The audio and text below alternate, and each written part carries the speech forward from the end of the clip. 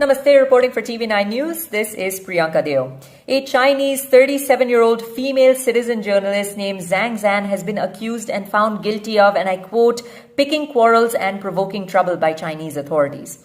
A citizen journalist can be defined as someone just like you or I who expresses their opinion or views. Now, we can choose to do this through our social media platforms online, like our Facebook, Instagram, or Twitter. We can even choose to write about it. Now, Zhang had decided to report on the coronavirus spread in Wuhan in February when she had independently decided to go there and report on the outbreak. According to the Network of Chinese Human Rights Defenders, or the CHRD, which is an NGO, said that her reports included coverage of the detention of other independent journalists and the harassment of families of victims who were seeking accountability during that time. Now, Zhang has been formally charged because of her reporting with sending, and I quote, false information through text, video, and other media through platforms like WeChat, Twitter, and YouTube. Now, are these charges fair at all, and is Zhang the only one? Here's what you need to know. China has been consistently criticized in the World Press Freedom Rankings. According to the Reporters Without Borders, or the RSF, in 2018, China occupied the fourth bottom rank in the world of 177th, just behind North Korea, Turkmenistan, and Eritrea, where the situation is tough for journalists as well. The low score in all of these countries can be attributed to the government's ironclad grip over information as well as online channels, as well as the government censoring and imprisoning or penalizing anyone who says anything that the government does not like. Now, during the coronavirus crisis, China's censorship of the outbreak, which began in Wuhan, proved to be a disastrous situation which is still impacting the entire planet.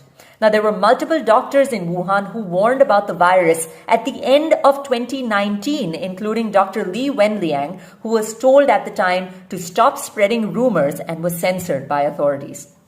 In February, Chinese journalist Zhang Gang did an analysis on a Chinese publication called The People's Daily. He found that despite the virus having severely impacted Wuhan for weeks, the People's Daily paper paid no attention to it and instead gave coverage to other issues which showcased Chinese leader Xi Jinping in a good light. To add to that, in March, when the World Health Organization made the announcement that COVID-19 was indeed a pandemic, China censored keywords related to the virus on its social media platforms like WeChat. Now, this prevented people from finding out more about the virus easily and also prevented people from talking about it online easily. In fact, the RSF's Bureau Chief for East Asia, Cedric Alviani, had himself said, and I quote, China's censorship is now a threat to everyone, and we need to emphasize that. He also added, there is certainly a tight relationship between the regime and censorship, and the fact that they tried to do nothing but hide all information about the epidemic during the first month is best proof. Coming back to Zhang Zhan, who has been on a hunger strike for several months now for her arrest and who is in a deteriorating condition according to her lawyers, she's not the only one.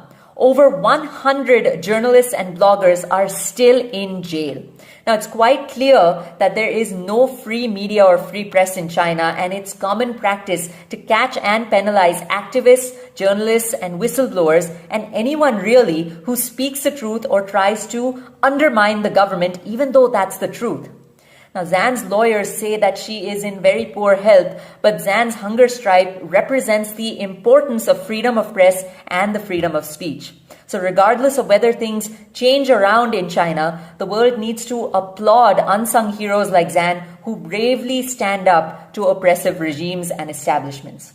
Reporting for TV9 News, this is Priyanka Deo signing off. Namaste.